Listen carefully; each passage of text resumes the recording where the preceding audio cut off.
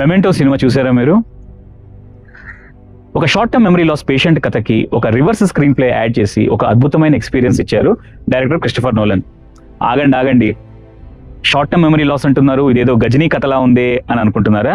ఖచ్చితంగా గజనీకి ఈ మెమెంటోనే స్ఫూర్తి.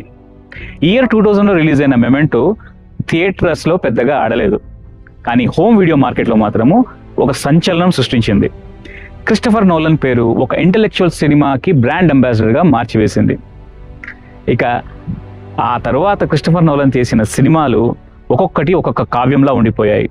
Number 1 Insomnia, number 2 the Prestige, number 3 Batman Begins, number 4 the Dark Knight, number 5 the Dark Knight Rises, number 6 Inception, number 7 Interstellar, number 8 Dunkirk, number 9 Tenet, number 10 ఆపన్హైమర్.